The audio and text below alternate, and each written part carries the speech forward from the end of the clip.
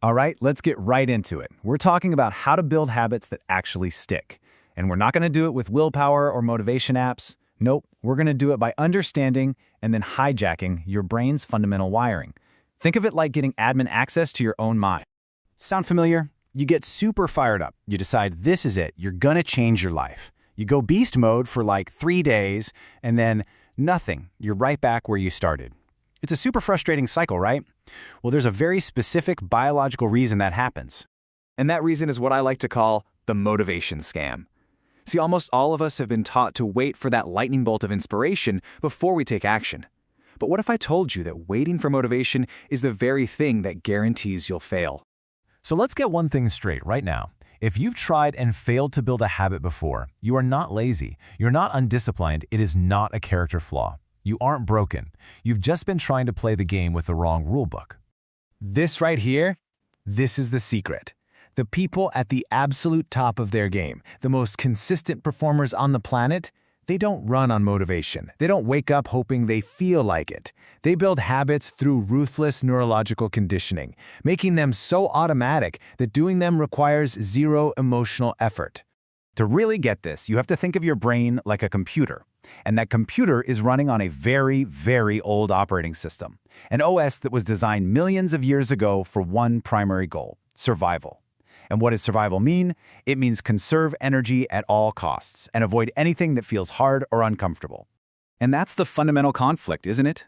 You're sitting there beating yourself up thinking, ugh, I'm so lazy, I have no willpower. But really, your brain is just running its default programming.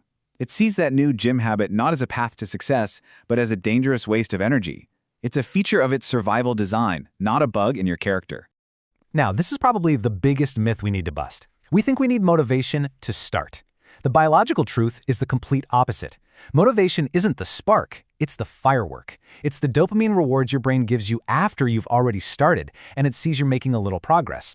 Action comes first. Motivation follows, not the other way around.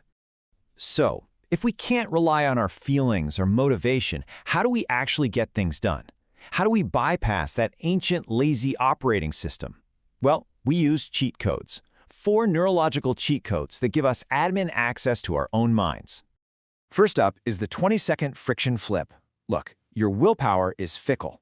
It's strong in the morning and gone by 3 p.m. But you know what's incredibly powerful? Your environment. Your brain is hardwired to take the path of least resistance, so we're going to use that to our advantage.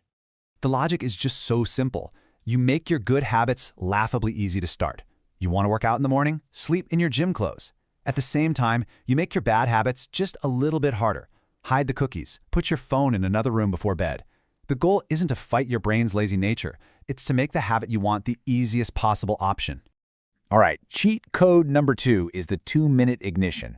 This is your secret weapon against procrastination. You know that feeling when you look at a huge task like write a 10-page report and your brain just shuts down? That's its threat detector going off. It sees a huge energy cost and it hits the emergency brake. So you trick it. You shrink the target down to something ridiculously small. You don't commit to a 1-hour workout. You just commit to doing 2 push-ups. You don't say, I'll write for an hour. You say, I'll just open the document and write 1 sentence. The task is so small it flies right under the radar of your brain's threat response. And then, a funny thing happens. A psychological glitch called the Zeigarnik effect kicks in. Our brains hate leaving things unfinished. Once you start, it creates an open loop that your brain feels a deep urge to close. Okay, but how do we make a habit feel good? How do we make it addictive? That's where we bring in the big guns, dopamine. This is the dopamine wrapper. Your brain doesn't really care about your goal of getting a 6-pack in 6 months. It's a toddler. It wants a reward right now. So what you do is you pair the hard thing with something you already love. This is called temptation bundling. For instance, you only allow yourself to listen to your favorite podcast while you're on the treadmill. Or you only get to drink that fancy coffee you love while you're doing your morning writing. After just a few times, your brain starts to associate the hard work with that immediate dopamine hit. It actually starts to crave the entire routine just to get its fix. And now for the final and maybe most critical piece of the system: protect the cue. See, every habit is a loop: cue, routine, reward. Most people passively wait for the mood to be their cue. I'll do it when I feel like it. But as we know, emotions are the most unreliable trigger in the world. Elite performers engineer the cue itself. This is about precision. You make the trigger for your habit identical, every single time. Same time of day, same location, same playlist in the background, same cup of coffee on your desk. When the cue becomes this predictable, the resistance in your brain just dissolves. It learns that your feelings are completely irrelevant.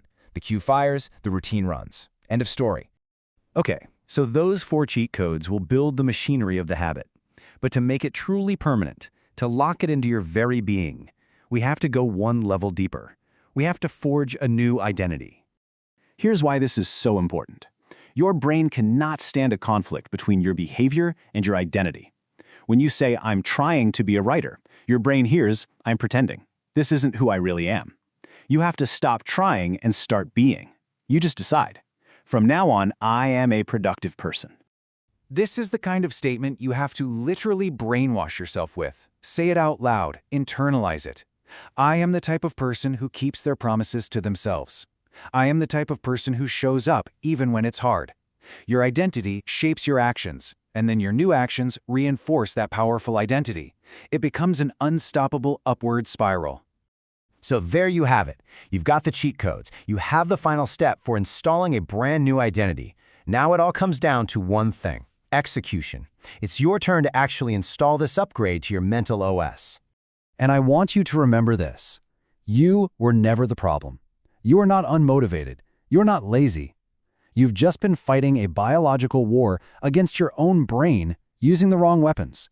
You were using fragile emotions. Now you have a bulletproof system. So I'll leave you with this one question. Now that you have these tools, now that you have this knowledge, what's the first truly dangerous, life-changing habit you're going to build with this system? Pick one and go execute.